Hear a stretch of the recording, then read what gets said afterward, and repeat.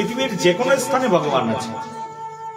ভগবান এত শক্তি তার, বলছে ভগবানের শক্তি সম্পর্কে তোমার কোনো ধারণা নেই। ভগবান এক স্থানে থেকে বহু স্থানে চলে যেতে পারেন, এক ভগবান বহু হতে পারেন। এই তো কদিন আগেই গেল কালী পূজা। আমাদের কলকাতাতে আমরা যেখানে থাকি, বিশেষ করে আমাদের শ্রী মন্দির যেখানে যেখানে গৌর নিতাই আমাদেরকে আশ্রয় দিয়েছেন, এর পাশে এত পরিমাণ কালী পূজা হয়।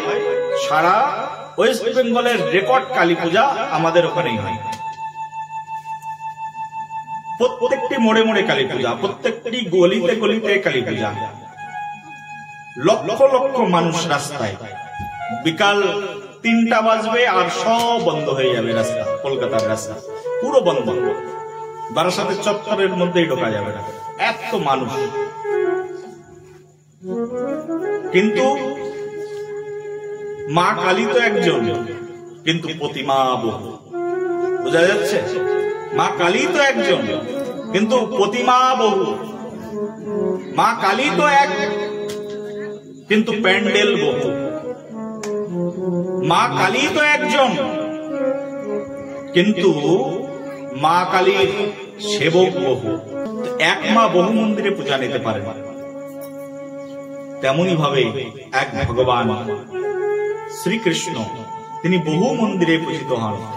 বৃন্দাবনের গলিতে গলিতে মন্দির, যেখানে যাবেন সেখানেই দেখবেন শ্রীকৃষ্ণের পূজা হচ্ছে, অর্চন হচ্ছে, ঘন্টা বাজছে, শঙ্খ বাজছে। হ্যাঁ কিনা বাবা?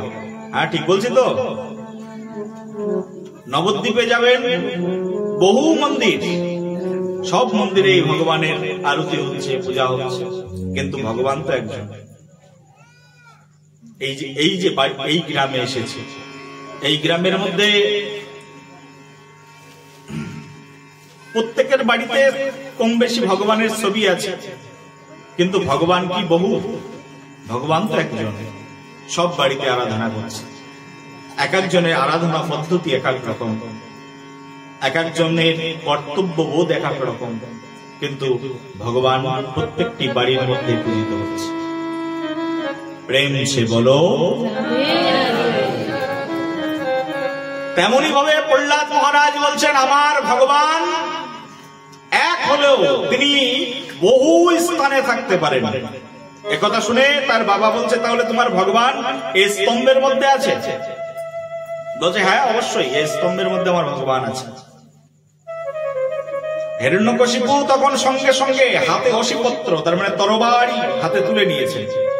নিয়ে বলে, ভগবানের এত বড় সাহস, আমার ঘরের দরজার মধ্যে স্তম্ভের মধ্যে এসে দাঁড়িয়ে আছে। সঙ্গে সঙ্গে তরবারি হাতে নিয়ে একেবারে পদাঘাত করে দিয়েছেন, মেরে দিয়েছেন একটা লাথি। সঙ্গে সঙ্গে ভগবান সেই স্তম্ভের মধ্য থেকে বেরিয়ে চলে এসেছে। আর ভগবানের নাম হয়ে গেছে তখন নরসিংহ অবতার। বলো নরসিংহ ভগবান কি, বলো নরসিংহদেব ভগবান কি, প্রহ্লাদ মহারাজ কি।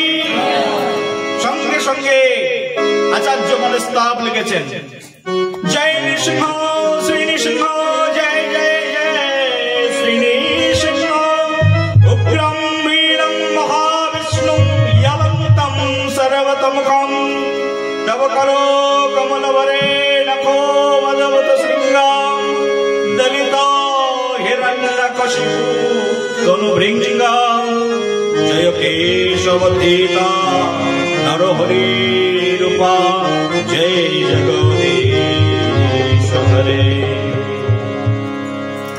নরসিংহদেব ভগবান সেই স্তম্ভের মধ্য থেকে প্রকটিত হয়েছেন। আর নরসিংহদেব যখন প্রকটিত হয়েছেন, তখন ওই হিরণ্যকশিপুর উদারকে বিদীর্ণ করে দিয়েছেন। হিরণ্যকশিপুর উদার বিদীর্ণ হয়ে গেছে। হিরণ্যকশিপুর জীবন শেষ, প্রহ্লাদ সম্মুখে এসে দাঁড়িয়েছেন, হে ভগবান, কৃপা করে আমাকে দর্শন যখন দিয়েছো, করুণা করো।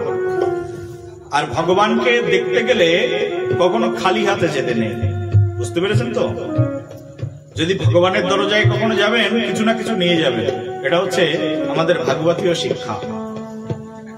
যখন ভগবানকে দেখতে গেছেন প্রহ্লাদ মহারাজ, তখন একটা ফুলের মালা নিয়ে গেছেন। ভগবান প্রকটিত হয়েছেন তো, নরসিংহ রূপ ধারণ করে প্রকটিত হয়েছেন। আর প্রহ্লাদ মহারাজ একটা ফুলের মালা, এই যে এখানে আছে ভাগবতকে পড়ানো, একটা ফুলের মালা নিয়ে গেছে। ভগবান আবির্ভূত হয়ে গেছেন স্তম্ভের মধ্য থেকে, প্রহ্লাদ মহারাজ গেছেন। আর প্রহ্লাদ মহারাজের কারণেই ভগবান আবির্ভূত হয়েছেন। আর দর্শন করতে এসেছেন লক্ষ্মী দেবী, দর্শন করতে এসেছেন ইন্দ্রদেব, দর্শন করতে এসেছেন পবন দেব, আদি দেবতা বৃন্দরা, ব্রহ্মা আদি দেবতাগণ এসেছেন স্বয়ং ভগবানকে দর্শন করতে। কিন্তু আবির্ভূত হলো কিন্তু একজনের কারণে, নামকে প্রহ্লাদ মহারাজ। প্রহ্লাদ মহারাজের জন্য ভগবান আবির্ভূত হয়েছেন, সবাই দেখতে এসেছেন। লক্ষ্মী দেবী বলছেন, প্রহ্লাদ একমাত্র তোমারই ক্ষমতা আছে তোমার ভগবানকে মালা পরানো, যাও মালা পরাও। প্রহ্লাদ মালা নিয়ে আস্তে আস্তে ভগবানের কাছে গেছেন, হে ভগবান তোমাকে মালা পরাতে চাই। ভগবান তখন বলছেন, প্রহ্লাদ তুমি এত ছোট, আমার গলায় পরাবে কি করে মালা? বলি, প্রভু আমার বাসনা তোমার গলায় আমি মাল্য দান করব। ভগবান সঙ্গে সঙ্গে তার নরসিংহ অবতারে ভগবান তার হাত প্রসারিত করে দিলেন। হাত যখন প্রসারিত করে দিয়েছেন, আর প্রহ্লাদ ভগবান নরসিংহ রূপী ভগবানের বিশাল হাত, হাতের মাথায় বড় বড় নখ একেবারে প্রসারিত করে দিয়েছেন। আর প্রহ্লাদ একেবারে হাতের উপরে উঠেছে। আর ভগবান হাতটা নিয়ে আস্তে আস্তে আস্তে আস্তে বুকের কাছে এসেছে। প্রহ্লাদ পড়াতে পারবে আমাকে? প্রভু তাও পাচ্ছি না, আর একটু উঁচুই নিয়ে এসেছে। একেবারে হৃৎপিণ্ডটা যেখানে টিপ টিপ টিপ টিপ করছে, সেখানে প্রহ্লাদকে নিয়ে ভগবান নরসিংহ অবতার দাঁড়িয়ে আছে। প্রহ্লাদ মহারাজ এখন আস্তে আস্তে মালাটা নিয়ে এবার ভগবানের মস্তকের উপরে পড়ে গেছে। আর ভগবানের মস্তকের উপরে যেই না পড়িয়েছেন প্রহ্লাদ মহারাজ, তার সেই মালা ভগবান অত্যন্ত প্রসন্ন হয়ে একেবারে উলুর উপরে বসিয়েছে। যে উলুর উপরে বসিয়ে তার বাবা অসুরকে মেরেছেন, সেই উলুর উপরে প্রহ্লাদকে বসিয়ে ভগবান তার পিঠে হাত বুলিয়ে দিচ্ছেন, আদর করছেন। চিন্তা করা যায়? বুঝতে পারছেন তো বাবারা? ভগবানের ব্যবহার দুইজনের জন্য দুই রকম, ভক্তের জন্য প্রেম আর অসুরের জন্য সংহার। চিন্তা করে দেখুন, হৃদয়টা অসুর বানাবেন না হৃদয়টা প্রহ্লাদের মতো ভক্ত বানাবেন। একই ব্যক্তি কিন্তু স্বভাব দুই রকমের। বিড়াল ছিলেন তো, বিড়াল আপনাদের এখানে আছে তো, বিড়াল, ক্যাট কি বলে, বিড়াল বলে তো, হ্যাঁ বিড়াল। এই বিড়াল